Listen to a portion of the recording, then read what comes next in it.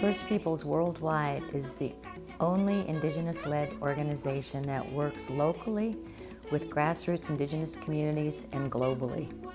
We uniquely position ourselves so that we're bridging between our grassroots communities, the practitioners, and the knowledge we find within our communities with the private sector, with the government sector.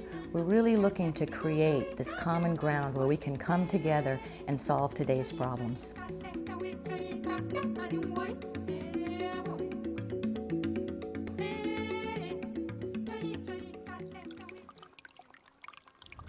Climate change is having devastating impact on Indigenous communities. You would imagine so when you understand that our communities are tied very much to the land.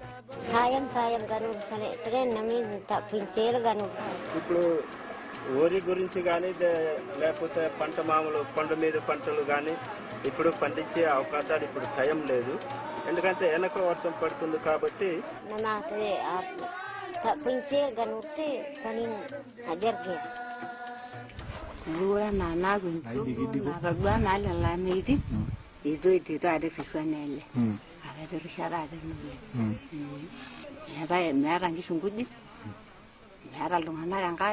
We're looking at a traditional knowledge that's always been able to adapt in these kinds of changing situations, but the changes are so drastic and so rapid now that Indigenous people are really suffering trying to keep up with an ecosystem that is changing in their lifetimes in ways that no one has experienced before. Well, our elders say that we were going to face, starvation if we didn't take care of the earth, and this is what's happening now. At some point, we have to come to the question of how is our behavior really in balance? How is our behavior in harmony with the planet?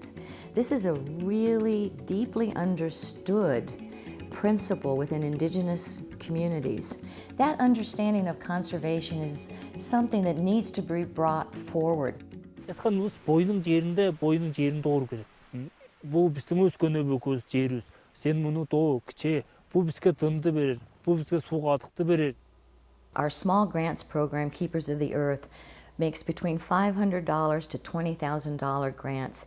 In the case of climate change, we're able to make small grants available directly to communities so that they could continue and expand the traditional ecological approaches, combine the traditional ecological approaches with Western sciences, and convene among other like projects so that the lessons could be shared.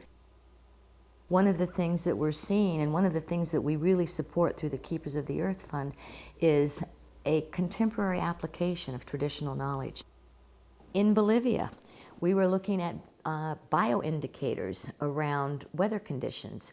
One of the things that was known through traditional knowledge is the height of where the birds are building their nests really will tell you what kind of rainy or dry season to expect based upon where the bird nests are built. We're also finding that the way that the animals move give warnings of tsunamis. Nakita dan nga ada babasit nga matintinag nga batbatu manipod jengato. Ket nakita da dagiti aso da di unag ti balay da agirwardan ti kumporme uray punas.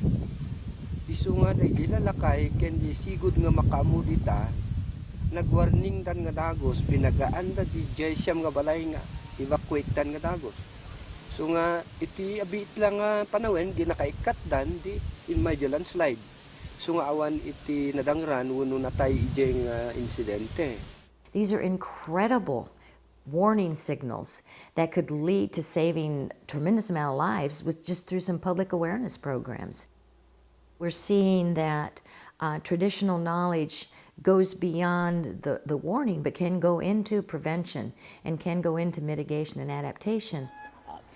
Nutingon ta ko ng modern agriculture ya hindi di makapaihi environment ini aglawlaw. Muntanom ta kayo mahawatan, muntanom ta kayo hopap diluta, muntanom ta kayo tudong di pay danum, Kaya dariyan na insigudan ang aramid ang magbabaling kit ipawangar nga ipaadar mi talang bote nan young generation na duan yan iwan damon may dah nang impart ti dida iso ngay. Traditional knowledge has been passed on for thousands of years through stories, legends, ceremonies, practices, and customs. But we're at a real crossroads today. The elders has talked about this for a long time, that they used to warn people, you watch out. There's going to be a change. Everything's going to start changing, but that's, as long as you learn to adjust with it, it'll all pass again. It could very well be the beginnings of hard times for many people, unless we figure out how to adapt, which we've adapted in the past, which is why we're still here. We need to be very deliberate and very strategic. We don't always believe that scale has to do with getting bigger. It has to do with a viral spread of doing the right efforts. And in the case of looking at climate change, what we were interested in is how can we take these successes at the local level and have them grow globally still at the local level. We don't have time to wait. We don't have time to repeat our mistakes. We have to begin coming together in a way that brings the sciences and the progress and the technology that we're creating every day with the traditional knowledge that is thousands of years of empirical data, location-specific information that you cannot find anywhere else. This has to be combined. This has to be fused in a way that is really moving solutions for the dire problems that we face. It won't be a single intervention strategy. It won't be a silver bullet. It will be community by community.